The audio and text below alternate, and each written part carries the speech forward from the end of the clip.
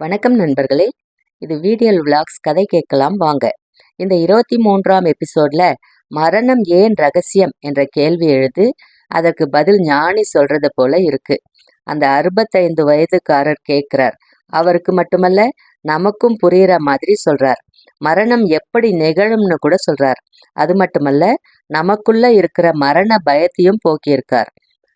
நாம கதை கேட்கறதுக்கு முன்னாடி நம்ம சேனலுக்கு சப்போர்ட் பண்ற அனைத்து நண்பர்களுக்கும் பெரிய பெரிய நன்றி. நம்ம சேனலை முதன்முறையா பார்க்குறவரா இருந்தா சப்ஸ்கிரைப் பண்ணி பெல் ஐக்கானையும் டச் பண்ணுங்க. நீங்க முதல் வீடியோல இருந்து பார்க்கலாம். நான் அப்லோட் பண்ற வீடியோஸ் உடனுக்குடன் நோட்டிஃபிகேஷன்ல காட்டும்.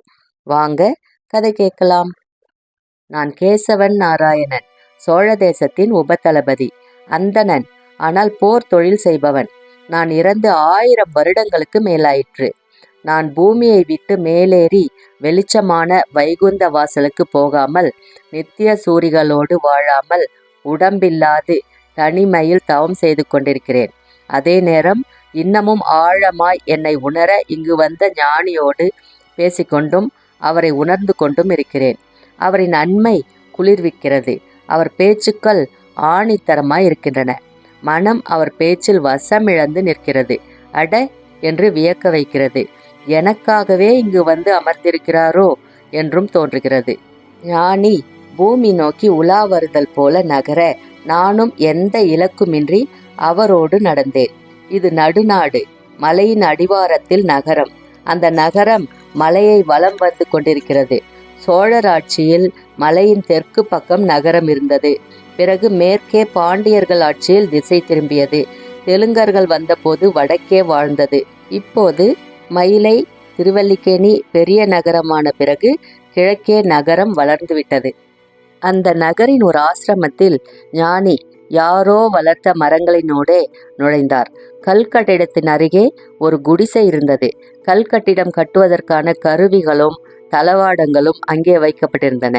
அந்த இடுக்கில் ஒரு இடைவெளியில் ஒருவர் சுருண்டு படுத்திருந்தார். அவருக்கு 65 வயது இருக்கும். தலையும் தாடியும் நரைத்து சரியாக பராமரிக்கப்படாமல் இருந்தன. மூச்சு விட திணறல் இருந்தது. உடம்பில் வலு மிக குறைவாக இருந்தது. அயர்ந்து கிடந்தார். ஆனால் மனம் விழித்து அவரை சுற்றி ஏதோ தேடிக்கொண்டிருந்தது.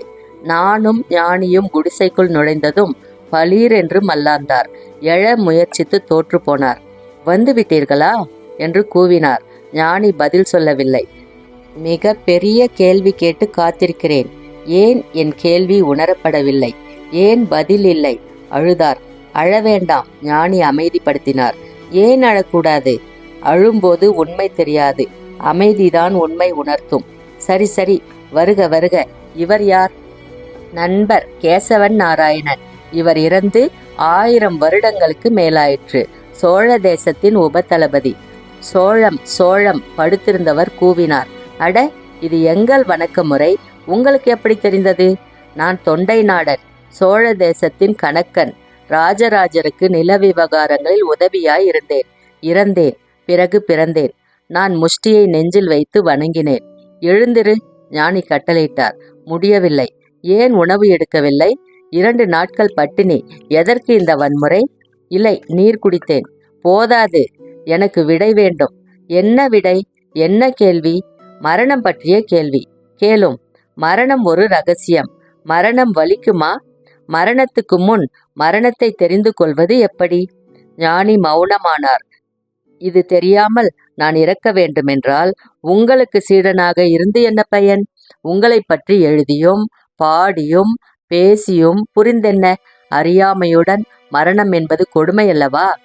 அறிந்ததிலிருந்தும் விடுதலை. ஞானி பேசினார். புரியவில்லையே? அவர் வினவினார். உனக்கு மரணம் பற்றிய அறிவிலிருந்து விடுதலை. புதிதாய் பார். நேரடியாய் எவர் துணையுமின்றி தரிசனம் செய்கிறேன். கேள்வி என்ன? மரணம் ஏன் ரகசியம்? வாழ வசதியாவதற்கு. மரணம் தெரிந்தால் மனம் மரணத்தை மட்டுமே பற்றி நிற்கும். அருகில் இருப்பின் கலவரம், வெகு தொலைவு இருப்பின் கர்வம் என்று வாழ்வை புரிந்து கொள்ளாது அலையும். மரணம் எப்போது வேண்டுமானாலும் நேரும் என்றால் ஒவ்வொரு வினாடியும் வாழலாம். மரணம் ரகசியமானது, உயிர்களுக்கு தரப்பட்ட வசதி. புரிகிறது. என் மரணம் எப்போது வரும்? வரும்போது அனுபவி. நாளை விருந்து உண்டு, இனிப்பு உண்ணப் போகிறாய். இன்றே என்ன கேள்வி? கேள்வியில் என்ன லாபம்? நாளை சங்கீத விழா, இன்று என்ன யோசனை? நாளை நடனம், இன்று விசாரிப்பதில் என்ன லாபம்?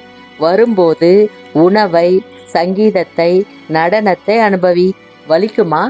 வலிக்கும். மரணம் என்பது உடம்பிலிருந்து ஆன்மா பிரிவது. ஆன்மா ஒரு ஒளி ரூபம். ஏதோ காரணத்தால், முன்வினையால் அது ஒரு குறிப்பிட்ட நேரத்தில், குறிப்பிட்ட காரணத்தால் உடல் விட்டு நகரும். ஆன்மா நகர மனம் அவஸ்தைப்படும். ஒருவர் இறக்கும்போது மனம் தடுமாறுகிறது. எங்கே போவது என்று திகைக்கிறது. இதுவே மரண பயம். உடம்பு ஆன்மா நகருவதை விரும்பவில்லை. வலியை ஏற்படுத்துகிறது. நுரையீரல், இருதயம், மூளை, தொண்டை, குடல், ஆசனவாய், உள்ளங்கைகள், பாதம் எல்லாம் தவிக்கின்றன. ஏன்? இங்கே ஆன்மா மெல்லியதாய் கட்டப்பட்டிருக்கிறது. கட்டு அவிழ அவிழ வலி, 1000 தேள்கள் கொட்டின வலி ஏற்படுகிறது. பயம் அதிகமாகிறது. பிறகு மனம் யாரோடு இருப்பது என்று பரபரக்கிறது. மனம் வெளியே பார்க்காது, உள்ளே பார்க்கிறது. இதுவே நினைவிழத்தல். பிறகு உடம்போடா ஆன்மாவோடா மனம் மாறி மாறி கவனித்து, மாறுகின்ற உடம்போடு இல்லாது மாறாத ஆன்மாவை பற்றுகிறது. இது உயிரின் நகர்வு. மனம் உடம்பை பார்க்கிறது. இது கடைசி பார்வை, தன்னை உணர்தல். இது 5 வயது உடம்பா, 15 வயது பிள்ளையா, 25 வயது வாலிபமா, 40 முதிர்ச்சியா, 50 சரிவா, 65 தளர்வா என்று கவனிக்கிறது. உடம்பு மாறுதல் வேகமாக தெரிகிறது. எது என் உடம்பு என்று குழப்பம் வருகிறது. திரும்ப ஆன்மாவை கவனிக்க, அது லட்சியமில்லாமல் அமைதியாய் இருப்பது கண்டு, மாறாத நிலை கண்டு அதை ஸ்வீகரிக்கிறது. மனம் இருக்கும் வரை உடம்பு நினைவு இருக்கும். தான் யார் என்று கருதுகிறோமோ அந்த வடிவு இருக்கும். வலி இல்லாது இருக்கும். ஆனந்த லயத்தில் இருக்கும். போட்டி இல்லாது, பொறாமை இல்லாது வெறுமே கிடக்கும். தன் வாழ்வை நினைத்து நினைத்து பழைய நினைவுகள் கரைத்து கரைத்து மனக்குமிழ் மெல்லியதாகும். முன்வினைகளுக்கேற்ப வெளிச்ச உலகத்திற்கோ மறுபடி பூமிக்கோ நகரும். இதுவே மரணம். நிதானமாய் ஞானி சொல்லி முடித்தார். பேரமைதி நிலவியது. என்னுள்ளும் பல விஷயங்கள் கரைந்தன. ஒரு தெளிவு ஏற்பட்டது. கீழே படுத்திருந்தவர் எழுந்து உட்கார்ந்தார். உட்கார்ந்தவுடன் உடம்பில் மாறுதல்கள் ஏற்பட்டன. சிறுநீர் பை உறுத்தியது. தள்ளாடி எழுந்து குடிசை விட்டு போய் அமர்ந்து சிறுநீர் கழித்தார். குழாய் திறந்து கால்களை கழுவிக்கொண்டார். யார் அது? குழாய்கிட்ட குரல் வந்தது. விளக்குகள் போடப்பட்டன. அவர் பயந்து திரும்பி தடுமாறினார், விழுந்தார். சிரித்தபடி ஞானியை பார்த்தார். இன்னொரு நாடகத்துக்கு தயார் என்பதாய் அந்த சிரிப்பு இருந்தது. நாடகம் துவங்கியது. பூமி நாடகம். எல்லாம் தெரிந்தது போல் அலட்டல் நாடகம். நண்பர்களே, நம்ம எப்படி இந்த உலகத்துக்கு வந்தோம்னு எல்லாருக்கும் தெரியும். எப்படி போவோம்னு திரு பாலகுமாரன் அவர்கள் விளக்கமா சொல்லி நமக்குள்ள இருந்த மரண பயத்தையும் போக்கியிருக்கார். அது மட்டுமல்லாது, நாம வாழற காலத்துல எப்படி வாழணும், எப்படி வாழக்கூடாதுன்னு கூட சொல்லியிருக்கார். எல்லா வினைக்கும் எதிர்வினை உண்டல்லவா? டிப்ஸ் சொல்லிடலாமா? மனம் விட்டு பேச ஒரு நல்ல நட்பு கிடைத்தால் அதுவும் தாய்மடிதான். தாய்கிட்ட கூட சொல்ல முடியாத சில விஷயங்களை கூட நல்ல நண்பர்கள் கூட ஷேர் பண்ண முடியும். நண்பர்களே, நான் கதை சொல்ற விதம் பிடிச்சிருந்தா தொடர்ந்து சப்போர்ட் பண்ணுங்க. மீண்டும் அடுத்த வீடியோல கதை கேட்கலாம். நன்றி, வணக்கம்.